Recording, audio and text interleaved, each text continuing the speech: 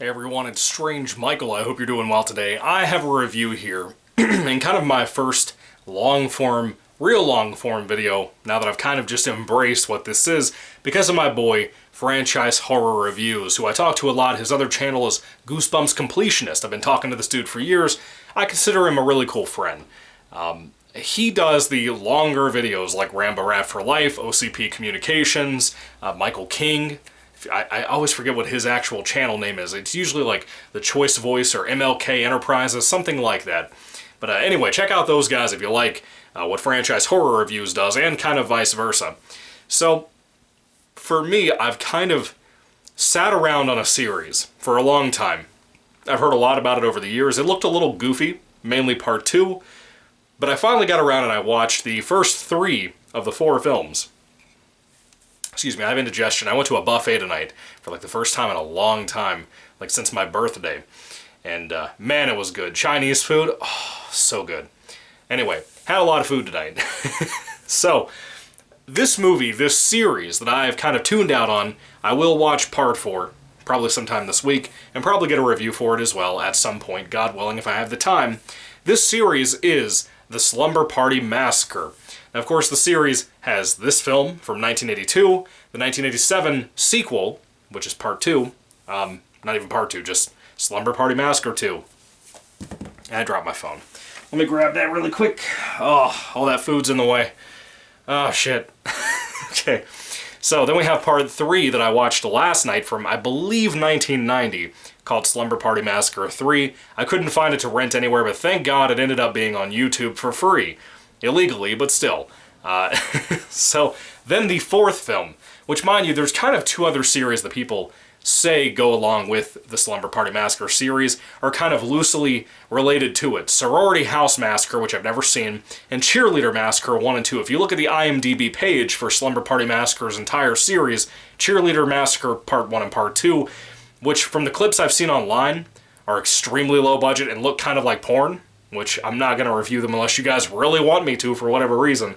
But some of the things I've seen, it's basically very softcore porn, and that's kind of shocking a little bit. You know, it's not like a sleazy fun thing like Part 5 of Friday the 13th. It's like creepy. Like, I feel creepy watching some of the things I saw from that. But anyway, Cheerleader Massacre 1 and 2, I'm not really going to touch those. I don't care what IMDb's series settings happens to say.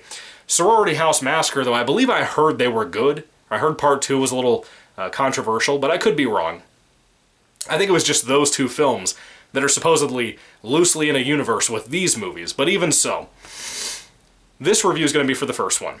And we also have a reboot, I think it's a remake though, from 2021 that's called The Slumber Party Massacre, and it's made by the Sci-Fi Channel, of all things, so I'm not super excited. Sci-Fi Channel is kind of the home of the Asylum, like the low-budget Titanic 2 Asylum production company, so I'm not really thrilled to get there, if I'm being honest with you.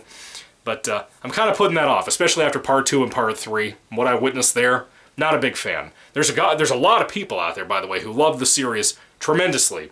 And when I finish all 4 of the films, I probably will go ahead and do a ranking video on them, but hopefully you'll tune in for that when I get around to it. Ew, there's a hair stuck to my pants.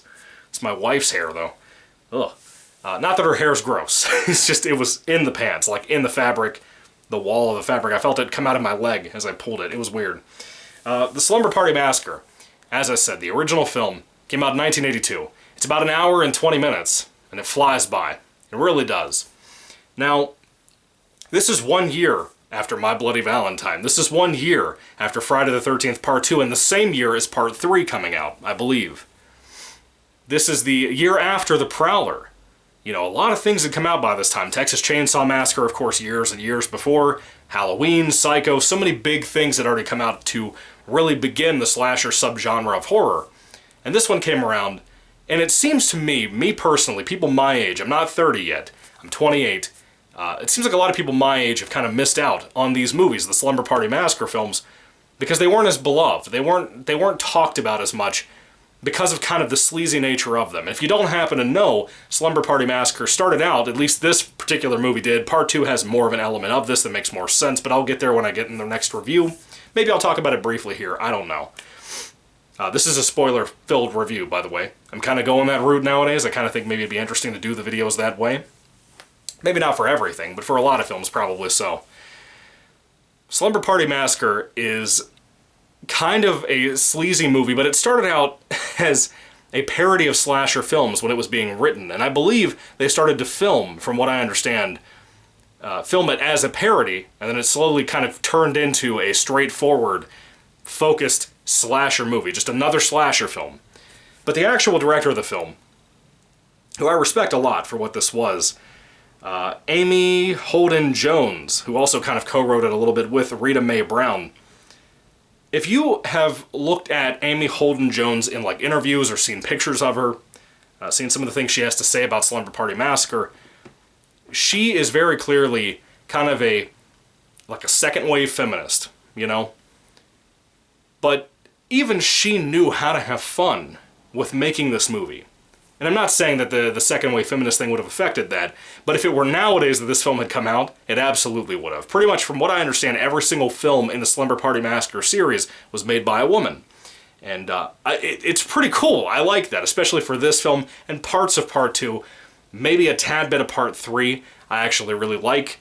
But this particular film I did really enjoy. I hadn't seen it before, like I said. First time watching it a few days ago, a couple of weeks ago, something like that. And it really landed for me. Sometimes the comedy feels like it's unintentional, but it's good, and it's enjoyable, it's entertaining, it's fun.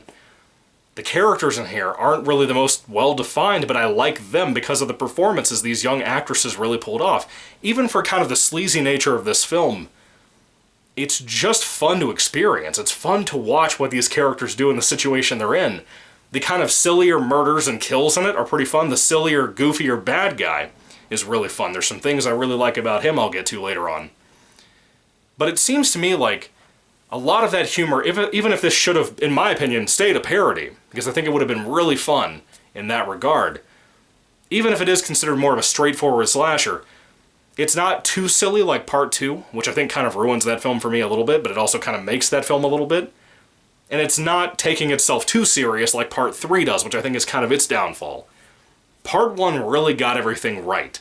And I think Amy Holden Jones really did that. I want to give her credit because her directing is pretty cool for the kind of budget they had for this. Of course, being in the midst of the slasher craze, she wanted to do something to really stand out, and I think for the most part she kind of did. The characters in here that are really strong, I really like them. Especially our main chick, who is a new girl. Her younger sister is with her as well. And she, of course, goes on to be the protagonist in the next movie. When they get to the school, she joins kind of like the basketball team or gets involved in that somehow. Again, it's been a couple of weeks, so I'm a little fuzzy on certain details. I kind of looked at some Wikipedia spoiler things to kind of get an idea of some of the things I forgot about. But a lot of the girls who are actually having the slumber party that gets massacred are they're kind of jealous of how good she is at basketball. And they lose a recent game as well. They're kind of bitter about that. And before they even leave school that day, apparently at some point recently, there was a serial killer, maniac, insane guy, some kind of nut, that escaped an asylum. And he's going around killing people, but he mainly uses a weapon, which is a power tool. It's just a big old drill. Like a big old power drill. I guess it's battery operated. I don't think I remember seeing a cord attached to this one. Maybe I did. Maybe I'm wrong. Maybe there is a cord attached to this one. Anyway, he runs around with a big old power drill to kill people with. You know, we've seen knives tear apart people, go into people. We've seen machetes tear people apart, lose hands, heads, all kinds of stuff. We've seen fists. And before this, or after this movie, a couple of years later in 1984, we would see somebody named Fred Krueger who would have a glove with knives for fingers that would tear people apart in their dreams. But I've never seen a power drill get used to kill people. And that's pretty fun. That's pretty fun for what's used for this film. You know, Amy Holden Jones didn't just do, like, what I think a lot of people would have done anyway, anybody, nowadays. She took this concept and really tried to bring some life into it. And again, for kind of a lower budget at the time movie, it really works. I think there are so many compliments I would like to level to this film to really kind of push you to go see it. And I don't want to spoil too much for you, so please, if you haven't seen Slumber Party Massacre, at least the first movie, I really recommend you go see it. It's really worth your time, I think. It's funny, it's humorous, it's kind of scary a little bit, a little tense sometimes, because you kind of learn to care about some of these characters. It's a very female-centric film. I think if you had a date night and you showed your girlfriend or new date or your wife or whatever, if she happens to like horror and slashers and not really whodunits, this is one of the few slashers that didn't do like a whodunit theme. If you have a girlfriend or a wife or something that likes this kind of thing, show it to her. She might really like this. It's pretty good as a female-centric film, and you don't see a whole lot of this in horror that actually works, in my personal opinion.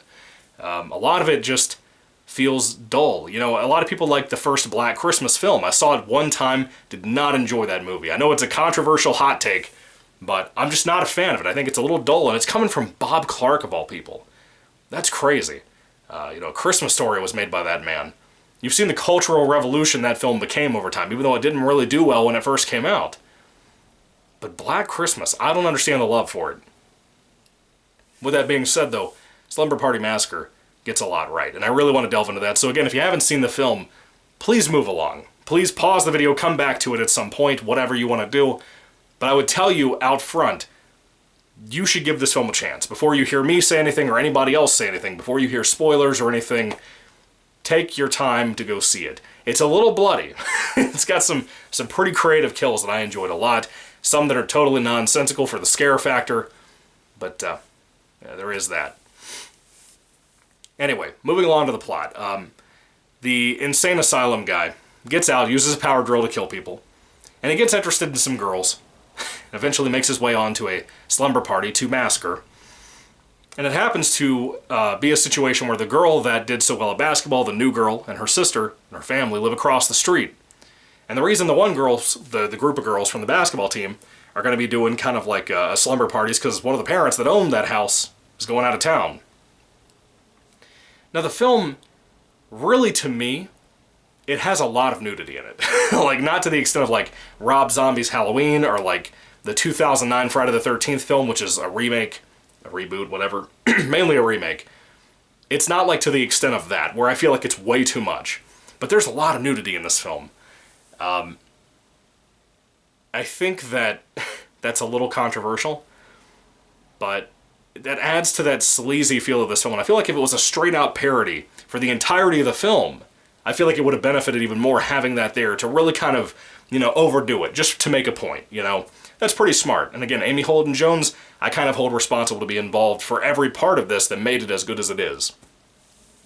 This main girl who has a younger sister she babysits the night of the murders, I really love her. I think she's great. She's really fun. She's tough, but not like in an obnoxious girl boss way. Like in a way that I really think she's actually a strong character. And even the younger sister is very funny, very witty, very clever. I think she's supposed to be like 12 or 13. I think it's 12. And, you know, she just wants her sister to do her makeup. A lot of that night is just her doing makeup for her sister while she catches this chick reading a Playgirl magazine is what it was. Which was funny. I enjoyed that as well. Thought it was pretty cute, funny situation, you know. But she starts, you know, saying she's going to do the makeup for her little sister while they're home alone. And she does that. And throughout a lot of the third act of this movie, that younger sister wants to go across the street to the slumber party her sister, the older sister, didn't want to go to. That even though she was invited to go, probably for mean-spiritedness, but still, she didn't go. And this chick just wants to kind of go and meet these other girls and show off the beauty and the makeup and all that stuff that her older sister did for her. It seems like a stupid thing to say about a character. It feels like kind of an egocentric thing, but she's a kid, number one, a teen, a preteen, whatever. And it just fits for that character. She's a likable actress already, but she's kind of funny. The fact that she just wants to go show herself off. And I think that's kind of funny for what they do for the film, and how at some point she just leaves and goes across the street to the slumber party that's being massacred. Yes, I'm going to keep making that joke and making different ways to say that joke. She just wants to go over there and at one point just goes knocks on the door without her older sister knowing. But both of those two are really not in the main spotlight of the film most of the time, which was, you know, kind of surprising for me. A lot of the time you're actually spending time on the girls in their house at the slumber party, obviously, because of the title. The killer tracks them out of there and kind of slowly does things to kill them.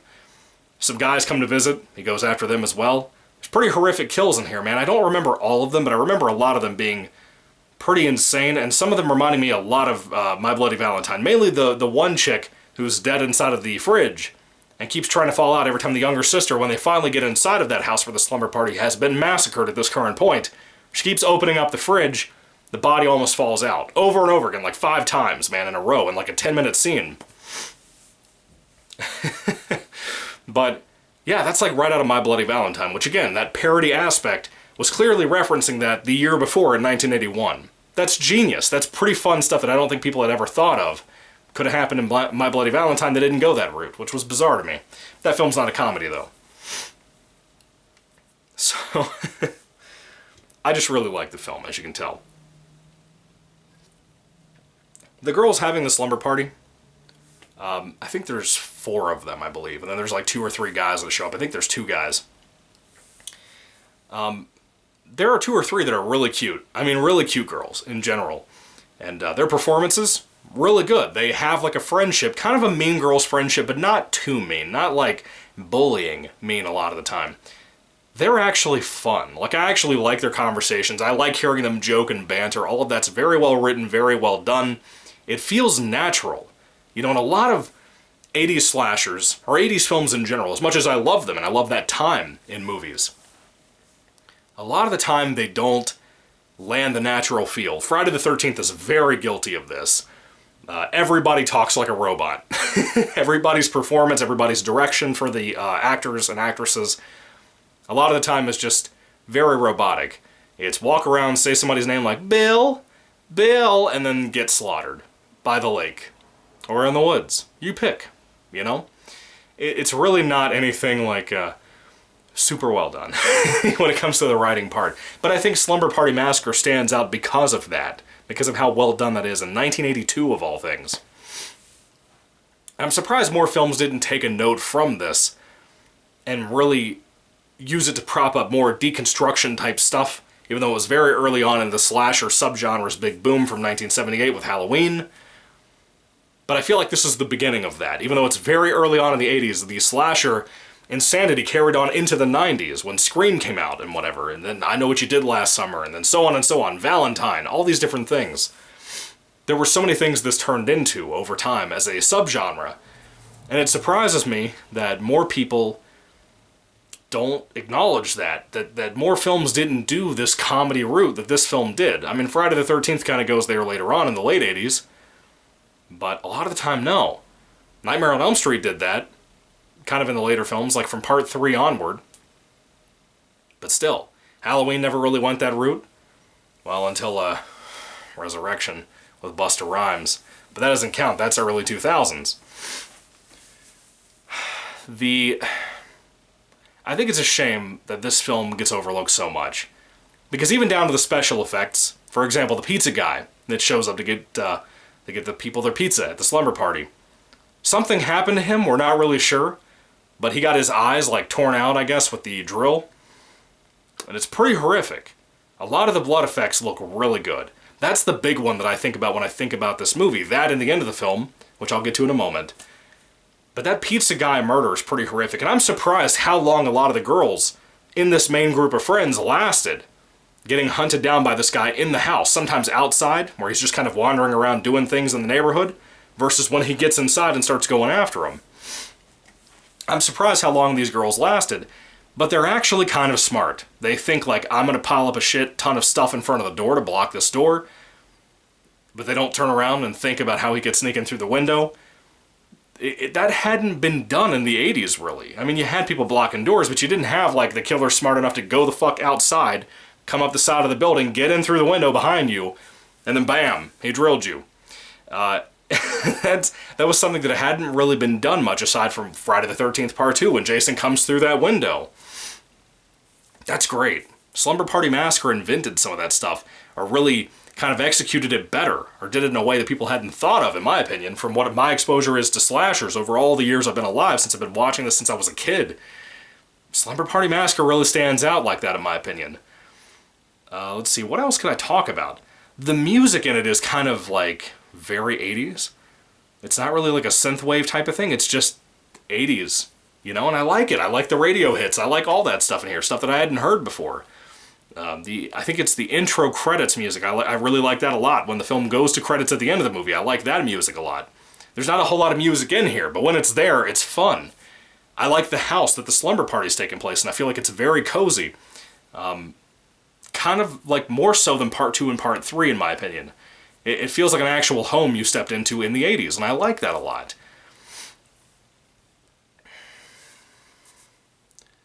It's weird too, having this main girl, the main strong female girl that's the older sister of the two sisters. It's weird not having her more involved in this movie. And every time we go from the slumber party, which is really the main focus, over to her, she's just kind of hanging out with her sister. You know, and I kind of like that. It's kind of quaint. It's kind of nice. But as soon as she comes across the street with her sister, going to look for her sister, as a matter of fact, and having to go inside and find the girls in the slumber party, finding out that so many have been killed, it's pretty shocking, like how horrific that is and how much that affects her. And when that killer comes across her, the drill bit guy, he goes pretty ballistic and goes after her. I'll say this too. I had the ending spoiled for me a long time ago, not in like a kill count video on YouTube, not like a dead meat kill count or anything on that particular YouTube channel, but I've had the ending spoiled in something. It might have been from Bravo's 100 Scariest Movie Moments, I believe. I could be wrong, but it might be something like that. Where at the end, of course, the killer is fighting the main chick by the pool. There's only one girl alive from the slumber party inside the house.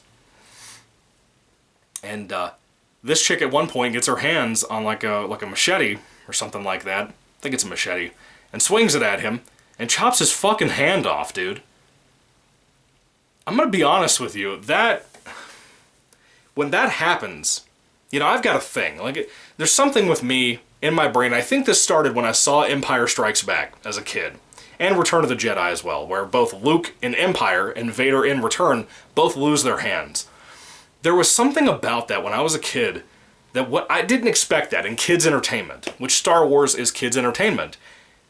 Both were such dark movies. I mainly grew up on a VHS of A New Hope. But both Empire and Return were so fucking scary to me when I was a kid because of the idea that you could fucking fight somebody and they just chop your hand off. That can happen. You ever seen that in a kid's cartoon? Hell no. No, you haven't. Something about that got to me so badly as a kid because of those two films. And then getting further into my life a few years down the road, watching like Halloween, Friday the 13th, all these different things I grew up on. And seeing even more horrific shit happen to people. As a matter of fact, Friday the 13th Part 3 also has somebody get their hand cut off in the barn, the black biker guy.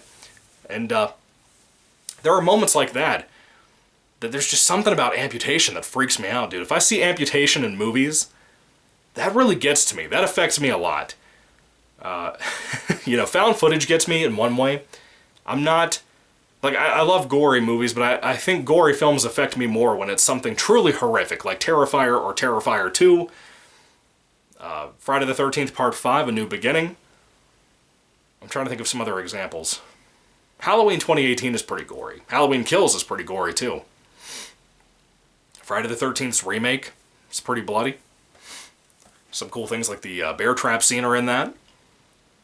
But seeing someone in a very realistic way, especially in this one, when you see the hand get cut off and then drop to the ground, that's horrific shit, dude. To me, that's really, really brutal shit. And it looks real.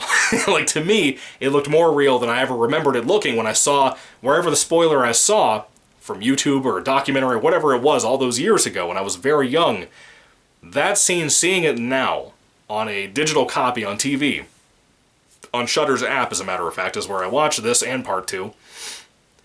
That hand getting cut off really fucked me up. It fucked me up back then, it fucked me up now. It really...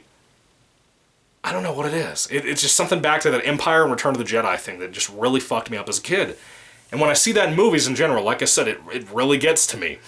It fucked me up too when Anakin got his arm cut off in Part 2. When Darth Maul got cut in half in Phantom Menace, that fucked me up. Revenge of the Sith, you know, I was a little bit older. I was about 10, I think, when that came out. Anakin gets both of his fucking legs cut off and his other arm. His other regular old arm, not the robot arm. That fucked me up too. A lot of Star Wars really messed me up and really put this fear of amputation in my brain. And horror films just reinforce that over time, for me personally. That's just me, though, just so you have another little view into my psyche here, what freaks me out and bothers me when I watch movies. But I think that it's so wild having Slumber Party Massacre be so humorous for so long and then kind of eventually turn into that and be as dark as it is by the end of this film. You kind of wonder there for a little bit if the sister's dead, the younger sister that wanted the makeup and the hair done and stuff and wanted to go show it off to the girls at the slumber party. She barely makes it out of this alive. She really does. Of course, they kill the killer. Falls in the pool, all that.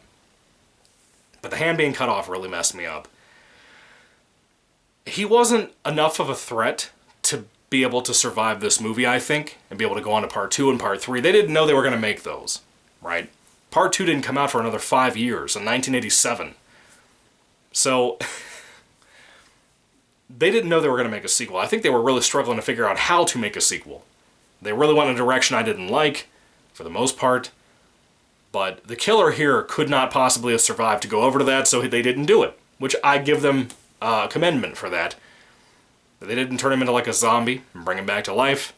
They didn't give him some supernatural ability that we never knew and bring him back to life. They didn't do that. Now I want to talk about the killer too. Just a little bit. The actor, everything. I believe he is called Russ Thorne, right? I think it's Russ Thorne. Let me look really quick. Serial killer Russ Thorne, yes. Russ Thorne is played by Michael Villela. And he's really just an average-looking dude. He's just kind of, you know, like your typical principal-looking character from a school or a high school in an old 80s film. Kind of a forehead that's slowly moving back, you know, a little bit like myself. And he's kind of short, a little bit. He runs very goofily. You know, it's kind of part of that parody aspect I talked about. Uses a big old power drill to kill people. He says some weird shit in the film about, you know, loving people enough. He doesn't really talk throughout the film. When he does, he says some really funny shit. I'll get to the one that's my favorite in a moment. But towards the end of the film, he tells people when he's killing them, or getting ready to, like, I couldn't do this if I didn't love you enough, you know. That's some creepy shit. It's kind of fun in a fucked up way, you know. My favorite line of the film, my favorite moment in the film, as a matter of fact, is when he's killed a bunch of people, like 4 or 5 people, whether it be at the school, in that crazy situation I forgot to mention about, like, the gym and the locker room where he chases a girl around in there and she's trying to hide from him. That's really tense in the early parts of this film. That's really well done. I forgot to bring all that up earlier. Really good stuff. He also kills that one lady, like the coach or whatever, and hides her body in the fucking trash compactor dumpster thing outside. That's pretty funny. The girls drive right by it before they have their slumber party. But my favorite part of this film is when the killer, Russ Thorne, has killed like 4 or 5 or 6 people. And he goes over to the trunk of his car that he stole, where he's been hiding bodies. And he stands there for a minute, and he starts counting the dead bodies. And then he realizes one of them's gone, and he's like, shit. Or he says fuck or something. I don't know what he said, but he realizes one of them got out. One of them actually wasn't completely dead like he thought he was. Then he has to go find that guy. That's genius. I really... That was such a great, funny moment. And maybe it wasn't meant to be funny. Like I said, a lot of this film's humor, being written as a parody, some of it naturally had to translate over to this being kind of humorous. Even though it seems to be filmed mostly as a straightforward slasher, especially with the finale, like I said. But a lot of this film, intentionally, unintentionally, actors and actresses seem to decide, even without the director, a lot of it's genuinely funny, and that is the, to me, funniest film of this entire, or funniest part of this entire film, with the counting the bodies in the trunk. That is really great. That's iconic, in my opinion. I cannot believe I've never seen anybody ever bring that up, about how funny that scene is. It seems like as soon as I saw the film, I started looking at reviews online, like Sinister Cinema Reviews and other people. People seem to laugh about that and genuinely bring that up. But as somebody on the outside who's never seen anything about the film, never really knew anything about it aside from the title and the concept, I never heard anybody talk about how funny that scene was. And it's great. It's really underrated because of moments like that.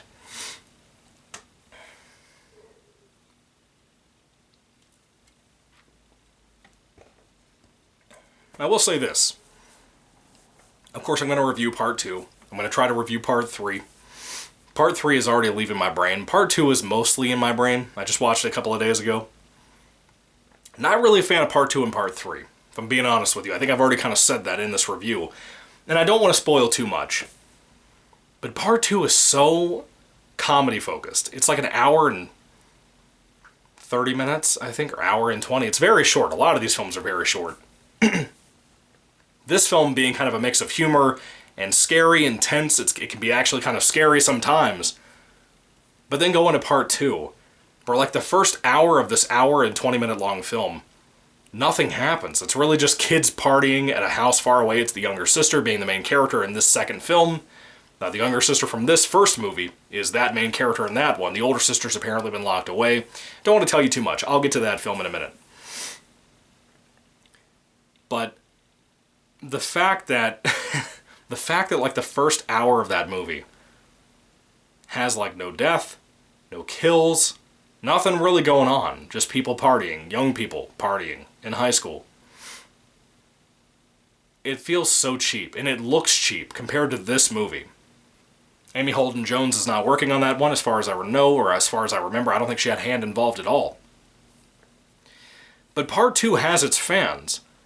And you might be one of them if you're watching this review, I don't know. But for me, when I watched it the other day, I didn't like it that much. I'm going to be honest with you. When it finally gets to the kills, in the last 20 minutes of the film, it goes so far overboard with the goofy-ass villain in that film. Don't want to tell you too much about it, but it's basically a guy. He's like a rock god or something. He's kind of like a Freddy Krueger character. He can come for you in your dreams. He's materialized in reality by dreaming, at least the main chick's dreams. You could say he's inspired by the events she lives through in this movie, but the killers are completely different. That guy looks like a greaser from the 1950s. And he has this giant guitar with a big-ass drill on the end of that, because drills have to be the identical, iconic weapon of the Slumber Party Massacre series. What the fuck? Why? But okay. That's cool, I can accept that. Jason has his machete in most films, as well as, you know, bow and arrow, the fishing spear, a knife, his mama. You know, there's a lot of different things he uses to kill people. But Halloween, Michael Myers usually uses a knife. Sometimes a scalpel, sometimes a shotgun. Sometimes his hands, he just crushes your head sometimes. Freddy Krueger uses a glove. And your scares, your nightmares, your fears that he knows about you somehow to kill you. Sometimes your dreams, like you want to be a comic book artist, he's going to make you die with comic book stuff. You're going to turn into fucking paper. You know, these killers have their iconic weapons. Slumber Party Massacre 2 maintains a fucking guitar for a rock god that has a drill bit on the end of it. That's some goofy shit. You could say this first one is kind of goofy too, and it's kind of supposed to be because of the parody nature. But part 2 goes off the deep end. And I think it's too much. In my opinion, it's too much. The guitar looks cool, don't get me wrong. It looks cool. I kind of get what they were going for with that, but I'm not a fan of it. Excuse me. And then part 3 takes itself so serious. And I don't know if it's because of the reception of part 2, but that kind of harms it. It kind of becomes a whodunit. It kind of maintains this mystery atmosphere. And the killer that's revealed there is really not all that great to begin with. His motivations are fucking wild, dude. We'll get there in a little while when I review that movie. But part 3, no. But he also uses a big old drill. Just so you know, that does come back. That feels like it could be its own film, by the way. All that being said, though, I'm not a big fan of part 2 and part 3. They have their moments. A couple of moments made me jump a little bit here and there, but part 2 is so over the top, it's kind of hard to go from reviewing this to that. Because when this film was over top, part 1, it means to be. It's intentional, the execution of it's good, the writing of it's good, the acting of it's good, the directing of it simply is good. Pretty much everything about this film I liked, or even loved a lot of the time. I would mainly reference it for slasher fans who haven't seen it, or if you have, this is kind of your movie to go to, I think. Not so much the other ones. And again, I haven't seen the remake from 2021. I don't know anything about it. I kind of know a spoiler from the end of a killer, but I don't want to spoil that here in case I'm wrong, because I might be wrong. But when it comes to the Slumber Party Massacre, the 1982 original film, I like it a lot. I think it has some pretty cool things going for it. Has some fun moments, some really fun moments as a matter of fact, and some tense, some scary moments that I enjoyed. It has a lot of good going for it. I think that it's underappreciated nowadays, which I don't think it was in the 80s. I think a lot of people liked that film that actually saw it. My mom, who's a massive slasher fan, a massive thriller and whodunit mystery fan, she had heard about this, she's never seen it. But even she knew about it, which, if she knew about it, not having the internet back then or anything like that, that means her friends must have been talking about it. That means other people around her, guys that she dated and whatever at the time, must have known about that film. She's heard about it enough to be able to know what it was. All these years later. Still hasn't seen the film. So clearly, to me, when I talk to people online, there was clearly a respect for the film. And maybe that leaked into the 90s just a little bit, but not a whole lot. I feel like Scream has a little bit of inspiration from this movie and what some of its parodies of the subgenre are, you know? It's not as good as Scream at all, but it's good for what it is. I liked it a lot. It's not a perfect movie. It has its flaws. It has its goofy nature in a good way, in a really good way, an endearing way. But I'd recommend it to kind of just slasher people. If you're not a slasher fan, if you like atmospheric movies and whatever, this one has an atmosphere. Oh, it absolutely does. It's probably not what you're looking for, though. It's not like a Paranormal Activity or a Blair Witch Project or Eraserhead, and from the deadliest film ever made. It's nothing like that. It's kind of its own thing. But I love it. I love it for what it is, and I think it's super, super fun, and that's really all it needed to be. With all that being said, though, that is pretty much my review for the Slumber Party Massacre, the original 1982 classic. Yeah, I would use that word with it, too. I'd call it a classic. I think it is the original Scream, in my personal opinion. If I had to rate this film on a 5-star basis, I loved it. I really did. I think it's close to being pretty perfect for what it is. It's very fun. I would totally buy this film on DVD or Blu-ray or something, or VHS even, just to have it, because I liked it a lot. I think I like things like Sleepaway Camp more, maybe even the sequels to Sleepaway Camp more. But this was really good for what it was, and I'm glad I finally got to see it. I think it really, again, it's underappreciated, in my opinion.